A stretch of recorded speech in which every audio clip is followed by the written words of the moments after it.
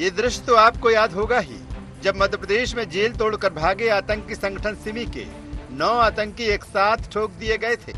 आतंकियों के साफ संदेश था कि शांति के टापू मध्य प्रदेश में दहशतगर्दों को कोई जगह नहीं है। प्रदेश की सरकार की इसी सक्रियता का परिणाम है कि मध्य प्रदेश आतंकियों की कब्रगाह बन गया है। यहाँ जिस भी आतंकी संगठन ने पैर जमाने की कोशिश की, उसे दफन कर दिया गया। पहले सिमी, पीएफआई, बांग्लादेशी आतंकी संगठन जमात-ए-मुजाहिदीन जेएमबी और अब हिज्ब उत तहरीर हट से जुड़े आतंकियों पर शिकंजा कसकर सरकार ने साफ मैसेज दे दिया है कि यहाँ जिसने भी अमन में खलल डालने की कोशिश की, उसे नेस्तनाबूद कर दिया जाएगा। जिहादी काकरोचों के लिए मध्य प्रदेश की पुलिस पेस्टिसाइड की तरह ये ढूंढ के निकाल के मारेगी। मध्य प्रदेश में ये आतंकी किस तरह आतंकवाद फैलाने की कोशिश कर रहे थे, इसका भी खुलासा हो गया है। ये ब्रेन वॉश कर हिंदुओं को भी आतंकवाद की राह पर धकेल रहे थे। ये ब्रेन वॉश करने वाले जो लोग हैं, ये साधारण लोग नहीं है। एक प्रोफेसर है, जिम का ट्रेनर है, एक कोचिंग चलाता है। आतंकियों का ये मंसूबा सामने आते ही सरकार एक्शन में आ गई है। मुख्यमंत्री शिवराज सिंह चौहान ने कहा है कि ऐसे तत्वों को नेस्तनाबूद कर दिया जाएगा। मध्य प्रदेश की धरती पर आतंक को कोई जगह नहीं है। हमने पहले भी सिमी के नेटवर्क को ध्वस्त किया है। इनका नेटवर्क ऐसा है जो कई लोगों की जिंदगी भी तबाह करता है। इनका जो पैटर्न है, पहले धर्मांतरण करो, धर्मांतरण करके फिर बेटी से भी शादी करके उसको धर्मांतरित करो और उसके बाद उसको आतंकवाद के दलदल में धकेल दो। मध्य प्रदेश को किसी भी कीमत पर हम केरल स्टोरी नहीं बनने देंगे। गृह एवं जेल मंत्री डॉक्टर नरोत्तम मिश्रा इस मामले में कांग्रेस की चुप्पी पर भी सवाल उठा रहे हैं। हमेशा हिंदुत्व की आलोचना करने वाले इस मसले पर चुप क्यों हैं? कि जो लोग द केरला स्टोरी पर विवाद उठा रहे हैं, आपने उनमें से किसी एक आदमी को HUT पर बोलते सुना क्या? नहीं सुना होगा। जो लोग राम मंदिर पर उठाते हैं विवाद, उनको कभी PFI पर बोलते सुना क्या? PFI की निंदा कर रहे हैं, HUT की निंदा कर रहे हैं, आतंकवाद की या धर्म परिवर्तन की निंदा कर रहे हैं, आपने सुना ही नहीं होगा। डॉक्टर नरोत्तम मिश्रा के सवाल कुछ हद तक सही भी लगते हैं, क्योंकि जब बात आतंकवाद, खासकर इस्लामी जिहादी आतंकवाद से आती है, तो कांग्रेस के नेता कुछ नहीं बोलते या फिर गोलमाल जवाब देते हैं। अब ये पुलिस प्रशासन का और प्रशासन का दायित्व है कि ये मध्य प्रदेश को मुक्त करें इससे। मैंने केरल स्टोरी ना तो देखी है, ना मैं जानता हूँ उसके बारे में। बजरंग दल के नेता श्री बलराम सिंह सतना के ISI के लिए पाकिस्तानी एजेंसी के से पैसा लेकर जासूसी करते पकड़े गए और 20 लोग उनके साथ और थे। ध्रुव सक्सेना भोपाल का IT का अध्यक्ष ISI के लिए जासूसी कर रहे थे। मेरी घोर आपत्ति इस बात की है, इन लोगों के खिलाफ नेशनल सिक्योरिटी एक्ट क्यों नहीं लगाया? उनको जमानत कैसे होने दी? हाई कोर्ट की जमानत के खिलाफ सुप्रीम कोर्ट में जमानत के खिलाफ अपील क्यों नहीं की गई? क्योंकि आप आरोप लगा रहा हूं शिवराज सिंह चौहान आप पर कि आपकी मिली भगत से ये सब कुछ हो रहा था। राजनीति हलकों में एक बात बड़ी मजबूती के साथ कही जाती है कि आतंक का कोई धर्म नहीं होता, लेकिन इस बात को नकारा नहीं जा सकता है कि धर्म के नाम पर ही एक आतंक भारत ही नहीं दुनिया भर में पनप रहा है। लेकिन विडंबना यह है कि सियासत का पक्ष ये मानने को तैयार नहीं है। आतंकवाद के समग्र खात्मा होने की शायद एक वजह ये भी है। Bureau report, IND 24।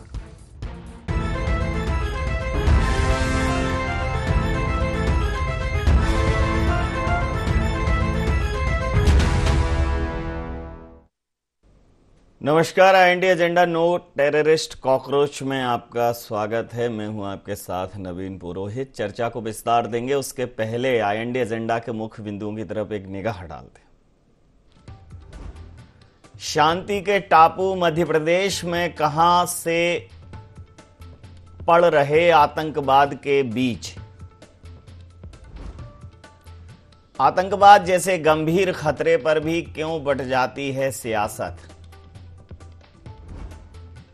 आतंकवाद को सियासी नजरिए से देखना कितना उचित? क्या है आतंकवाद और धर्मांतरण के पीछे का सच? नमस्कार। इन्हीं सवालों के साथ चर्चा में आप सबका पुनः स्वागत है।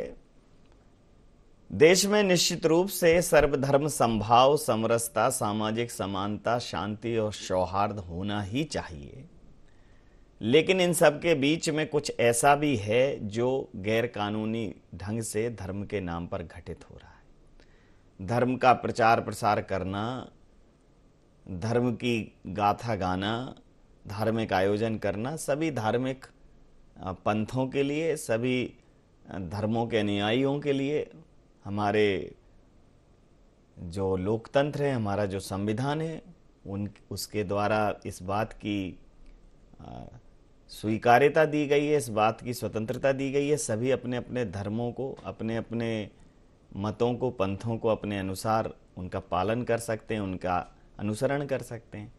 लेकिन जब धर्म में कहीं एक कलुष पैदा हो जाता है, जब धर्म की स्थापना के लिए, धर्म के संवर्धन के लिए, धर्म के समर्थन के लिए जब आप इस प्रकार की चीज़ों का सहारा लेने लगते हो जो किसी भी लिहाज से धार्मिक तौर पर भी, नैतिक तौर पर भी, कानूनन तौर पर भी ठीक नहीं है, तो वो जो धर्म है वो धर्म कहीं ना कहीं अधर्म हो जाता है और आतंक हो जाता है। धर्म के नाम पर मानवता के खिलाफ काम करना, धर्म के नाम पर आतंकवाद को पनपने देना, धर्म के नाम पर कट्टरवाद को पनपने देना, धर्म के नाम पर और अन्य चीज़ों का समर्थन करना किसी भी तरह से धर्म नहीं है और कानूनन रूप से भी ठीक नहीं है। मध्य प्रदेश में हिज उत तहरीर नाम के एक आतंकी संगठन का खुलासा हुआ, कुछ लोग पकड़े गए और वो एक धर्म विशेष के समर्थन के लिए दूसरे धर्म की महिलाओं को टारगेट करते थे, उनको धर्म परिवर्तन करते थे और उनके कुछ जो अभी तक चूंकि एजेंसीज से उस तरह के इनपुट मिलना बाकी है और दूसरा ये गंभीर मामला है, राष्ट्रीय सुरक्षा से जुड़ा हुआ मामला है, लेकिन जिस प्रकार से एजेंसीज ने उनकी धरपकड़ की, निश्चित रूप से उनके जो इरादे थे वो ठीक नहीं थे। इस पूरे मामले पर राजनीति को बिल्कुल एक लाइन में खड़ा होना चाहिए, लेकिन राजनीति यहाँ कहीं ना कहीं तुष्टीकरण हिंदू मुस्लिम में बढ़ती हुई दिखाई दे रही। राजनीति यहाँ कहीं ना कहीं भगवा में और अन्य उसमें बढ़ती हुई दिखाई दे रही। तो यहाँ धर्म के नाम पर आतंक बर्दाश्त नहीं किया जाएगा, वो किसी भी धर्म का हो। यह बिल्कुल स्पष्ट संदेश देना चाहिए। जो हमारे संविधान ने हमें अपनी धार्मिक मान्यताओं और परंपराओं को पालन करने की स्वतंत्रता दी है, उससे इतर कुछ भी बर्दाश्त नहीं, ये संदेश स्पष्ट होना चाहिए। तो इसी मुद्दे पर करेंगे चर्चा। हमारे साथ चर्चा में शामिल हैं ब्रजगोपाल लोया जी, नेता हैं मध्य प्रदेश भारतीय जनता पार्टी के। अमित शर्मा जी, महासचिव मध्य प्रदेश कांग्रेस के, हमारे साथ हैं। रमेश शर्मा जी, वरिष्ठ पत्रकार, हमारे साथ हैं। आप समस्त महानुभावों का बहुत बहुत स्वागत है। अमित जी, आरोप लग रहा है कि अब जैसे HUT टाइप के जब संगठन के लोग पकड़े जाते हैं तो आप लोग उस पर कुछ प्रतिक्रिया नहीं देते हो, बाकी कहीं भी ऐसा हो जाता है जो बहुसंख्यक वर्ग के विरोध में होता है तो तत्काल उस पर सवार हो जाते हो, तब उस पर सवाल उठाते हो। तो ये थोड़ा सेलेक्टिव एजेंडा हो जाता है, ऐसा कह रही है भारतीय जनता पार्टी। कह रही है कि जब HUT पर बात नहीं करेंगे लेकिन राम मंदिर या अन्य तमाम बातें होंगी तो सवाल उठाएंगे। देखिए नवीन जी, बहुत अच्छा प्रश्न है और हमेशा भारतीय जनता पार्टी को, आज कांग्रेस नहीं, अगर कोई भी दल होगा जहां एक उनका एजेंडा हिंदुत्व और तमाम सारी चीज़ों को लेकर अगर कहीं कोई दूसरा कोई बात करेगा या उसके कहीं कोई पक्ष और प्रारूप के विपक्ष के तौर पर कोई सच को दिखाने की बात करेगा, उस सारी बातों पर भारतीय जनता पार्टी को पेट में दर्द होगा। ये निश्चित तौर पर सत्य है। आज सुप्रीम कोर्ट में अगर मैं राम मंदिर की बात करूं तो भारतीय जनता पार्टी के एक भी लीडर ने, हिंदुस्तान में किसी एक भी प्रचारक ने, विचारक ने या भारतीय जनता पार्टी के किसी नेता ने यह नहीं कहा कि हां हमें गर्व है कि राजीव गांधी ने राम मंदिर के दरवाजे खोले थे, हमें गर्व है कि राजीव गांधी ने राम मंदिर के पट पर भूमि पूजन किया था। ये कोई नहीं बोलेगा। आज श्रेय भारतीय जनता पार्टी और तमाम इस तरह के संगठन जो कहीं ना कहीं अपने आप को हिंदू और कहीं ना कहीं इस देश को बांटने की राजनीति करना चाहते हैं। नवीन जी, मैं कहना चाहता हूं ऐसे लोगों से कि ये सुप्रीम कोर्ट ने इस देश की जनता पे लोकतंत्र पर भरोसा किया था, सुप्रीम कोर्ट पर भरोसा किया था। न जाने अगर सुप्रीम कोर्ट पर नहीं होता तो बाबरी मस्जिद कांड से लेकर और अयोध्या के कांड से लेकर तमाम और जितने हिंदुस्तान में धार्मिक स्थल हैं उन पर न जाने कितनी खूनी तलवारें चल चुकी होती। लेकिन ये देश की जनता है जो समझती है, जागरूक है और धर्म के प्रति आस्था रखती है, लेकिन वो महसूस करती है कि अब हम धर्म के प्रति अपने आप को खिलवाड़ करने नहीं देंगे। सुप्रीम कोर्ट पर भरोसा करा और सुप्रीम कोर्ट ने जो निर्णय दिया, लोगों ने कहा कि यह हो जाएगा, देश के अंदर वैसा हो जाएगा। जिस दिन सुप्रीम कोर्ट का फैसला आया उस दिन सम्मान सुप्रीम कोर्ट के यथावत फैसले को देश की, भारत की जनता ने सर्वोपरि माना और उसको स्वीकार किया। ऐसे तमाम सारी चीजें हैं जो अभी आप एक नया संगठन के बारे में बता रहे थे। मैं कहना चाहता हूं, कांग्रेस का स्पष्ट कहना है कि इस देश को ना हम किसी फिल्मों से चला सकते, ना हम किसी बेबुनियाद आधार पर हिंदू और मुस्लिम के झगड़े पर चला सकते। इस प्रदेश को, इस देश को लोकतंत्र और संविधान के तहत चलाया जाएगा।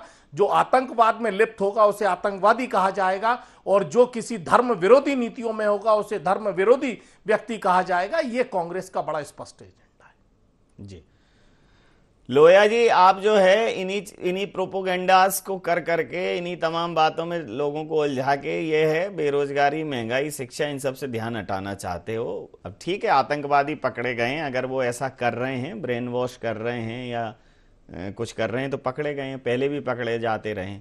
दूसरा, सामाजिक तौर पर कहीं ना कहीं हमें अपने घरों में भी झांकने की ज़रूरत है। सब सरकारें नहीं करेंगी, बहुत स्पष्ट है। और अब आप अगर देखें तमाम भारतीय जनता पार्टी और उनके आनुषंगिक जुड़े हुए संगठन के लोगों का, कि उनके घरों की तमाम जो शादियां हुई हैं वो इंटरकास्ट हुई हैं, तो दिया तले अंधेरा है। एक तो क्या है, हम अपने घर पर नहीं देख रहे हैं। अब सोचो ये टीवी चैनल की डिबेट देख के आदमी धार्मिक हो जाएगा, तो मुझे लगता है कि मानसिक तौर पर विक्षिप्त हो जाए तो हो जाए, बाकी और इससे ज़्यादा कुछ होना नहीं है। लेकिन अब चूंकि जोर है तो चल रही हैं चर्चाएं। लेकिन कितने दिनों में हमारे यहाँ रामायण नहीं हुई? हमारे यहाँ कौन से घरों में कब सुबह शाम संध्या आरती होती है? हमारे घरों में कब जो है सुंदरकांड और इन सब पर होता है। जो एक कॉन्ट्रैक्ट बेस दे देते हैं, जो बाहर गाना बजाना चलता रहता है, अंदर जो भी चल रहा था तो चलता ही रहता है, बीच बीच में और तमाम चीज़ें चलती रहती हैं। कहने को ही हम धार्मिक हैं और दिखाने, धार्मिकता हमारे आचरण से चली गई।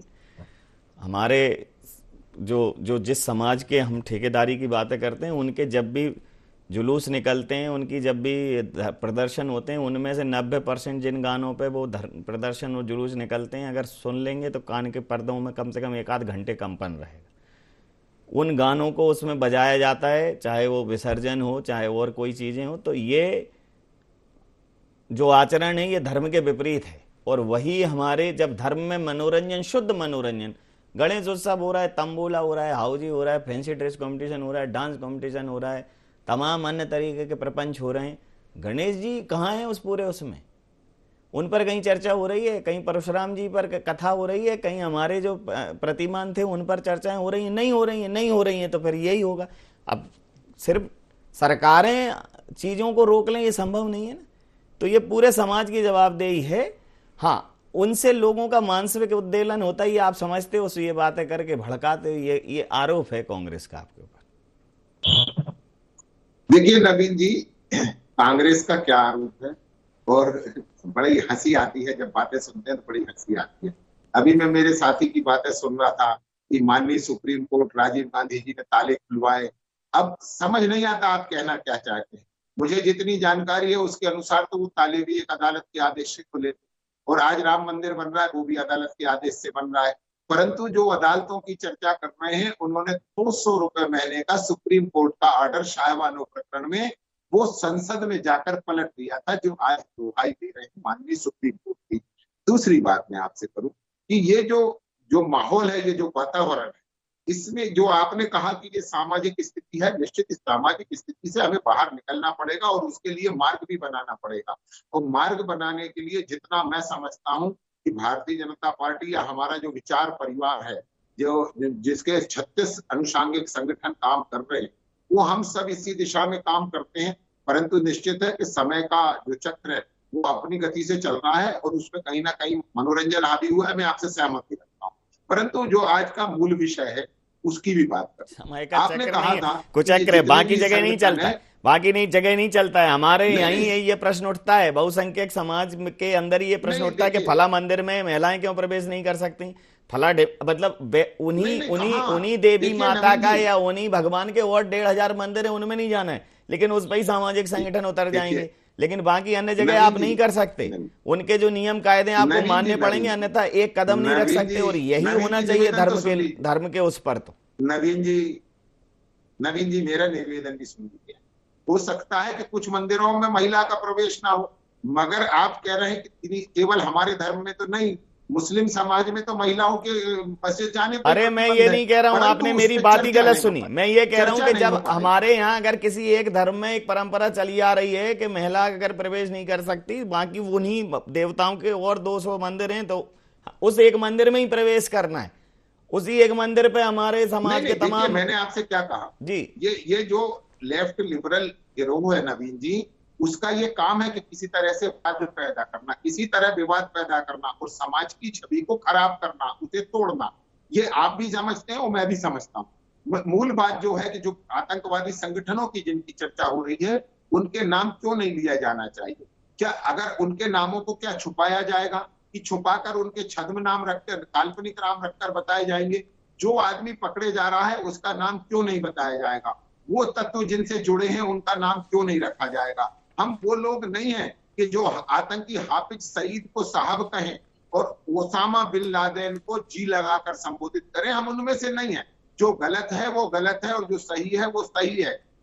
परंतु जो नजरिया है कांग्रेस पार्टी का, हमेशा तुष्टीकरण की राजनीति करना और वोट बैंक, अपने वोट बैंक से जुड़कर हर मामले को देखना। मैं प्रतिक्रिया ले लेता हूं रमेश शर्मा जी से। रमेश जी, दो बहुत महत्वपूर्ण चीजें हैं, जैसे खासकर ये भले ही हिंदू धर्म के लोगों को ये बात गलत लगे, लेकिन ये मेरा अपना व्यक्तिगत अनुभव है कि हमारे यहाँ जो धार्मिक आयोजन हैं वो आचरण से ज़्यादा प्रदर्शन का विषय हो गए हैं। और ख़ासकर आप जब जुलूस कोई भी आप देख लीजिए, उस जुलूस में भाई धर्म है, अगर माता का जुलूस है तो माता की महिमा हो, माता की भक्ति हो, उसमें ऐसे ऐसे फिल्मी गानों पर जो है प्रदर्शन होता है कि वो एकदम ही मतलब एक उन्माद की स्थिति होती है। धर्म वहाँ दूर दूर तक दिखता नहीं, लेकिन चूंकि क्राउड जोड़ना है, धर्म के नाम पर क्राउड जुड़ जाती है, धर्म के नाम पर भीड़ जल्दी इकट्ठी हो जाती है, तो राजनेताओं को जो धार्मिक आयोजन है वो सिर्फ भीड़ इकट्ठी करने से ज़्यादा उनके लिए कुछ है नहीं। और जहाँ धर्म की व्यवस्था, धर्म जो है वो थोड़ा सहज है, धर्म है जो शांत है, धर्म है जो सब उसको धारण करें, धर्म धारण करने की विषय वस्तु है। धर्म में ये सब चीज़ों का स्थान होना ही नहीं चाहिए। और धर्म के प्रति जो हमारे धार्मिक नियम हैं, तो नियम हैं, वो फिर ऐसा नहीं है कि अपने हिसाब से हम कुछ भी कर रहे हैं। तो जितना धार्मिक नियम कायदों का क्षरण सनातन का हुआ है पिछले कुछ वर्षों में, किसी भी धर्म का नहीं हुआ। जी बिल्कुल, आपने सही कही। और उसका कारण ये है कि सनातन परंपरा के क्षरण करने का योजना पूर्वक अभियान चला, और ये 3 प्रकार का अभियान चला। एक तो बाकायदा तलवार लेकर के सनातन परंपरा से लोगों को दूर किया गया, जिसने नहीं किया उसका गर्दन काटी गई। दूसरा जो एक अभियान चला कि षड्यंत्र पूर्वक सनातन परंपराओं में मिलावट की गई, दूसरा अभियान चला। तीसरा अभियान ये चला कहीं ना कहीं सनातन परंपरा, सनातनी व्यक्ति उसकी जड़ों से कटे, ये अभियान चला, ताकि उसके मन में अपनी परंपरा की नफरत हो। उसके मैं 2 उदाहरण देना चाहता हूँ। एक बहुत मशहूर कहानीकार हैं और उनकी एक कहानी है गोदान। और उस गोदान कहानी का जो कथानक आता है वो ऐसा आता है कि एक जना गाय को दान करना चाहता था, उसके पड़ोसी जो उसका खुद का कुटुंब का व्यक्ति था उसने उसकी हत्या कर दी। लेकिन उसी कहानीकार ने एक ऐसा लिखा कि ईद उल फितर के दिन एक लड़के ने अपने जेब के पैसे बचाए और चिमटा ला करके माँ को दिया ताकि वो अपनी रोटी कर सके। कल्पना कर सकते हैं। तो हर फिल्म में आप देखेंगे किसी पुजारी को ऐसा बताएंगे कि जैसा बहुत धोखेबाज है और झूठा है और पैसे जबरन वसूल करता है। किसी ठाकुर को ऐसा बताएंगे कि लड़कियों का अपहरण करता है। एक फिल्म थी वो मदर इंडिया, उसमें तो छत पे चढ़ के चिल्लाता है ठाकुर आया और पूरा गांव भाग गया। किसी वैश्य समाज के व्यक्ति को ऐसा दिखाएंगे कि हेर फेर करता है। ये जो लगातार, और जबकि फिल्मों में ऐसा दिखाएंगे किसी को बच्चा छोड़ना है तो वो चर्च में छोड़ेगा, बिछड़े हुए मिलेंगे तो वो मजार में मिलेंगे। 786 का बिल्ला रख करके व्यक्ति की जान बच रही है, ये फिल्मों में दिखा रहे हैं। दूसरी तरफ मंदिर में मूर्ति पर थूक रहा है, ये फिल्मों में दिख रहा है। एक फिल्म मैंने देखी थी, दिलीप कुमार की थी, संघर्ष उस फिल्म का नाम था। उसमें बनारस का एक पंडा पैसे वसूल करने के लिए मर्डर करता है। तो ये जो सनातन परंपरा की घृणा पैदा की गई योजना पूर्वक, उससे सनातनी व्यक्ति उससे दूर होता चला गया और उससे दूर होता चला गया। तो अब हालांकि इस स्वतंत्रता के 75 वर्ष हो गए, इसमें कहीं ना कहीं राष्ट्र और संस्कृति हमेशा राजनीति से ऊपर होना चाहिए। इसमें कहीं ना कहीं समाज में चैतन्यता और समाज में सत्य को स्थापित करना, और सत्य को स्थापित करना, और जो मिलावट की गई है हमारी समाज में, एक दूसरे को दूर करने की मिलावट की गई है, उस मिलावट से दूर करना। एक उदाहरण देकर के मैं बात को विराम दूंगा, जो कि एक बहुत लंबा विषय है। आप मुझे बताइए, भारत में जन्म और जाति के आधार पर निर्णय कभी नहीं होता था। ये 1773 में सन बता रहा हूं, चर्च ने सर्वे किया पूरे भारत का। उस सर्वे करके उन्होंने जाति को स्थापित किया। अगर हमारे यहाँ जन्म और जाति महत्वपूर्ण होती तो हम दशहरे पर रावण का पुतला जलाते हैं और उसी के भाई कुबेर की पूजा करते हैं दीपावली पर। दोनों विशर्वा के पुत्र हैं। और अगर हम उस जमाने की बात ना भी करें तो रामानंदाचार्य, जो बनारस की उपपीठ के शंकराचार्य थे, पूजादि शंकराचार्य जी ने उस पीठ को स्थापित किया, वो रैदास जी को अपना शिष्य नहीं बनाते। वो मीरा जो एक राजा की लड़की है और एक राजा को ब्याही है, वो रैदास जी को अपना गुरु नहीं बनाती। तो इसका अर्थ है कि हमारे यहाँ जन्म और जाति कभी श्रेष्ठ नहीं रही, हमारे यहाँ गुण और कर्म महसूस रहे। लेकिन अंग्रेज जो जाति डाल गए हैं, और एक और उदाहरण मैं छोटा सा दूंगा, एक उदाहरण देकर के भले मुझे आप बताइए, जब भी चुनाव होगा आपका चैनल भी ये प्रचार करता है कि यहाँ इतने ओबीसी के वोट हैं और इतने ब्राह्मणों के वोट हैं और इतने दलित वोट हैं। कभी आपने कहा कि इतने वोट सिया हैं और इतने सुन्नी हैं और इतने अहमदिया हैं और इतने रोहिंगा हैं, इतने पठान हैं और इतने भिश्ती हैं, इतने रोमन हैं और इतने कैथोलिक हैं। तो हिंदू समाज में योजना पूर्वक विभाजन करने की और उसको जड़ों से काटने का जो अभियान चल रहा है, उसका नतीजा है ये जो आप बता रहे हैं। 70 साल अमित जी आपके ऊपर तुष्टीकरण का एक गंभीर आरोप है। ये आरोप हमेशा आप पर लगता है कि भाई ठीक है, आप कम से कम तमाम और विषयों पर बोलते हैं, लेकिन जब एक बहुसंख्यक समाज के खिलाफ कोई बात होती है तो उस पर आप चुप्पी साध लेते। देखिए नवीन जी, इतिहास गवाह है, अगर चुप्पी अगर कांग्रेस के लोग अगर साध लिए होते तो आज देश आज़ाद नहीं होता। आज जिस आरएसएस की बात और भारतीय जनता पार्टी के संगठन के मूल संगठन की बात करें तो प्रमाण है इसमें कि पंडित दीनदयाल की हत्या किसने कराई और तमाम जो भारतीय जनता पार्टी जनसंघ के लोग थे वो देश की आज़ादी में क्या थे। और मैं आज इस बात को चरितार्थ करना चाहता हूं कि जिस तरीके से आज माननीय शर्मा जी ने बताया, चूंकि वरिष्ठ पत्रकार हैं, कि देश में लगातार इस तरह की परिस्थितियां चलती आ रही हैं, तो क्या इन 8 वर्षों में कितना विराम लगा, और क्या विराम, क्या हम एक कश्मीर फाइल पिक्चर अगर देखते हैं, उस कश्मीर फाइल पर इतना हल्ला मचाया जाता है देश की राजनीति में, तो कई लोगों ने तो लोकतंत्र को तार तार करने की कोशिश करी। मैं उसका विरोधी नहीं हूं, लेकिन कश्मीर फाइल अगर देख के जाएं तो एक ब्राह्मण होने के नाते, मैं भी ब्राह्मण हूं, एक ब्राह्मण पंडित जितने कश्मीरी थे उनकी आवाज उठाई। फिल्म बनाने वाला 1000 करोड़ रुपए लेके चला गया। भारतीय जनता पार्टी के नेता इस पे आलोचना प्रतिलोचना करते रहे, लेकिन आज वो कहां है डायरेक्टर के, कितने 1000-2000 करोड़ रुपए कमाकर कितने कश्मीरी पंडितों के हित में उन्होंने काम किया, जो आज उनके डायरेक्टर और एक लेडी और बयान दिया था। मैं आज कहना चाहता हूं, कश्मीरी पंडित आज कश्मीर के अंदर सड़क पर बैठा है, दिल्ली के संसद के बाहर अपने अधिकारों को मांगने के लिए सड़क पर बैठा है। कई बार मीडिया चैनलों ने अभी 15 दिन पहले ही दिखाया था, एक बहुत बड़ा कश्मीरी पंडितों का डेलीगेशन प्रधानमंत्री से मिलना चाह रहा है लेकिन समय नहीं मिल रहा, गृह मंत्री से मिलना चाह रहा है लेकिन समय नहीं मिल रहा। क्यों? क्योंकि आज उसकी महत्वपूर्णता खत्म हो गई है। सिर्फ उस कश्मीर के अनुपम खेर कहां है कि अपनी जितनी कमाई थी उसका वो कहते थे कि मैं ज्यादा से ज्यादा हिस्सा दूंगा। प्रतिक्रिया ले, मैं आज इस बात को कहना चाह रहा हूं, प्रतिक्रिया ले लेता हूं। आप पॉलिटिकल लाभ उठाते हो। अब एक केरला फाइल, नवीन जी मैं अपनी बात को समाप्त करूंगा। एक केरला फाइल, मैं कहता हूं कि किसी भी, कहते हैं ना कि एक मछली पूरे तालाब को गंदा करती है, चाहे वो किसी भी धर्म और जाति का हो। यही मानव जीवन में है। एक आप उस फिल्म को देखिए, उस चरित्र को देखिए, वो चरित्र कहीं ना कहीं पूरे देश के अंदर कहीं ना कहीं किसी कोने में है, लेकिन हम किसी समाज के प्रति चिन्हित कर कर उस फिल्म को चरित्रार्थ कर कर अपनी राजनीतिक रोटियां सेकने की कोशिश करें। जब तक हम इस देश में गलत को गलत और सही को सही नहीं कहेंगे, हम इस देश को प्रगति की ओर नहीं ले जा सकते। लोया जी, आप क्या होता है इस प्रकार के मूवमेंट का सिर्फ पॉलिटिकल बेनिफिट उठाने की कोशिश करती है भारतीय जनता पार्टी, उससे ज्यादा उसका कुछ लेना देना है? ये स्पष्ट आरोप है आपको। ये देश धर्म के आधार पर बांट दिया गया, और हम अगर ये कह दें कि धर्म के आधार पर बांटकर केवल मोहम्मद अली जिन्ना की तुष्टि के लिए ये देश बांटा गया, तो हमसे कहते हैं कि हम धर्म की बात करते हैं, आपने देश बांट दिया धर्म के आधार पर। 1984 में सिखों की हत्या कर दी धर्म के आधार पर, उनकी दाढ़ी और जटाएं देखकर आपने उनकी हत्या कर दी 3400 भाइयों की, तब धर्म नहीं दिखा। जो कश्मीर फाइल्स का हिसाब मांग रहे हैं मेरे साथी, अभी इन्होंने कभी पठान का हिसाब नहीं मांगा, और ये साहस भी नहीं है कि उसका हिसाब मांगे।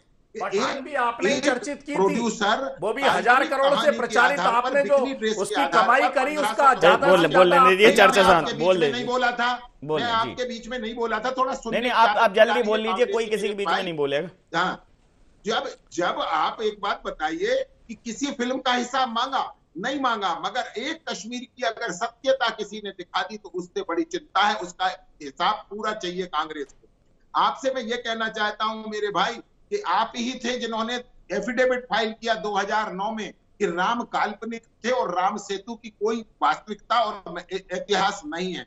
आप ही थे ये कहने वाले कि राम मंदिर की सुनवाई लेट की जाए जब मोदी सरकार सत्ता में न रहे, ये आप ही थे। ये आपके हलफनामे हैं, आपके नेता खड़े हुए हैं। और आज आपको जब लगता है कि इस देश में सनातन संस्कृति के जागरण का काल प्रारंभ हुआ है, तो अब आप उसका चूल्हा ओढ़ने की कोशिश करते हैं। आदरणीय रमेश जी जो कह रहे थे कि अंतिम प्रतिक्रिया के साथ सर चर्चा समाप्त करूंगा। अंग्रेजों के समय भी संस्कृति का उतना अंतिम प्रतिक्रिया के साथ चर्चा समाप्त करूंगा। अंतिम प्रतिक्रिया के साथ चर्चा समाप्त करूंगा। मैं राम गोपाल जी का एक सेकंड में जवाब देना चाहता हूं। मेरे मित्र जरा कंधार के बारे में बता दें। मेरी सेना ने जो लोगों को पकड़ा था कंधार में, आपने उन आतंकवादियों को छोड़कर प्लेन लेके गए थे। मैं करता ये लंबी चर्चा है, अंतिम प्रतिक्रिया के साथ चर्चा समाप्त करूंगा। रमेश शर्मा जी, ये समझना पड़ेगा कांग्रेस को कि किसी भी एक मुद्दे पर किसी भी एक वर्ग विशेष के हित में बोलना और किसी भी दूसरे वर्ग के लिए चुप्पी रखना एक ही प्रकार के उस पर, बस ये अगर कांग्रेस इससे बच जाए, कांग्रेस गलत को गलत कहे चाहे वो फिर किसी भी धर्म के व्यक्ति ने किया हो, अगर ये कांग्रेस इस पर आ जाएगी तो कांग्रेस को बहुत राहत मिलेगी। कई बार कांग्रेस के कुछ नेता इतने सेलेक्टिव हो जाते हैं और उसको बाकी कांग्रेस डिफेंड करने लगती है और उसका ये लोग फायदा उठा लेते हैं। अब इनकी भी मंशा कितनी सही है नहीं है ये तो नहीं है पता, लेकिन उसका पॉलिटिकल फायदा इन्हें मिल जाता है। हालांकि कर्नाटक में उठाने की कोशिश की थी लेकिन चूंकि नहीं हुआ उतना, हनुमान जी के नाम पर वो छोटी सी एक बात निकल गई तो पूरी जगह सुंदरकांड और चालीसा पढ़ने लगे। लेकिन इन्हें ये मालूम नहीं है कि भाई हनुमान जी के नाम पर फायदा, गलत फायदा क्यों उठाना, उठ नहीं सकता उनके नाम पर गलत फायदा। ये बिल्कुल आपने सही कहा कि अगर कोई आतंकवादी संगठन पकड़ा गया है, कोई व्यक्ति पकड़ा गया है, तो उस संगठन के और उसके ही नाम लेना चाहिए। कई वक्त हम जब दूसरे संगठन की बात करने लगते हैं, जैसे PFI का कोई मामला आया, तहरीर का कोई मामला आया, और उसमें अगर हम बजरंग दल को इन्वॉल्व कर लेंगे तो स्वाभाविक रूप से आतंकवादियों को छुपने का मौका मिलता है और विपक्ष को भी कहने का मौका मिलता है। आपको बजरंग दल को गाली देना है तो अलग किसी मुद्दे पर गाली दे दीजिए। आतंकवाद का जब विषय आता है तब आपको केवल आतंकवाद पर ही बोलना चाहिए। तहरीर का आता है तो उसी पर बोलना चाहिए। तो मैं समझता हूं ऐसा करेंगे तो उसमें कांग्रेस को ही लाभ होगा। बिल्कुल ठीक है। समय सीमा के चलते मैं ये चर्चाएं समाप्त करूंगा। आप समस्त महानुभावों का बहुत बहुत धन्यवाद, बहुत बहुत आभार। तो मध्य प्रदेश में पनप रहे तमाम आतंकी संगठनों को नेस्तनाबूद किया जाएगा, लेकिन जब इस प्रकार के घटनाक्रम सामने आते हैं तो जो केरला स्टोरी जिस फिल्म का नाम चर्चा में आया है उसकी सत्यता का या उसकी पृष्ठभूमि को कहीं ना कहीं एक समर्थन प्राप्त होता दिखता है कि कहीं धर्म के नाम पर कुछ गलत जो है वो पनप रहा है, कुछ सड़ांध हो रहा है, कुछ सड़ रहा है धर्म के नाम पर। और ये किसी एक धर्म में नहीं है। जहां धर्म आतंक का सहारा ले ले, जहां धर्म उन्माद का सहारा ले ले, वहां से अधर्म शुरू हो जाता है। धर्म तो, हमारा धर्म तो ये है कि परहित सरिस धर्म नहीं भाई, दूसरों के हित के समान कोई धर्म नहीं, और पर पीड़ा सम नहीं अदमाई। किसी को मार कर, किसी के गले रेत कर कौन सा धर्म स्थापित होता है, कौन से धर्म की स्थापना होती है, ये समझ से परे है। तो उन्माद और आतंकवाद किसी भी धर्म में हो, उसे धर्म से अलग करें, पृथक करें, और उन्माद और आतंकवाद के इस घिनौने चेहरे को कम से कम धर्म का मेकअप न लगाएं, इसको बिल्कुल धर्म से अलग करें और स्पष्ट करें कि जो भी आतंकवादी है, जो भी उन्मादी है, उसको किसी धर्म से ना जोड़ा जाए। जो आतंकवादी है वो आतंकवादी है, उसको सजा दें, और उसका राजनीतिक दल किसी भी गलत काम के लिए सपोर्ट ना करें, ना तुष्टीकरण के लिए, ना अन्य किसी चीज के समर्थन के लिए। ये इसका नुकसान निश्चित रूप से राजनीतिक दलों को आगे आने वाले समय में होने वाला है। धर्म की राजनीति, तुष्टीकरण की राजनीति इस देश में बहुत ज्यादा नहीं चलेगी। मूल मुद्दों पर लौटना ही होगा। IND एजेंडा में इतना ही। आप बने रहिए IND 24 के साथ और देखते रहिए IND 24। नमस्कार।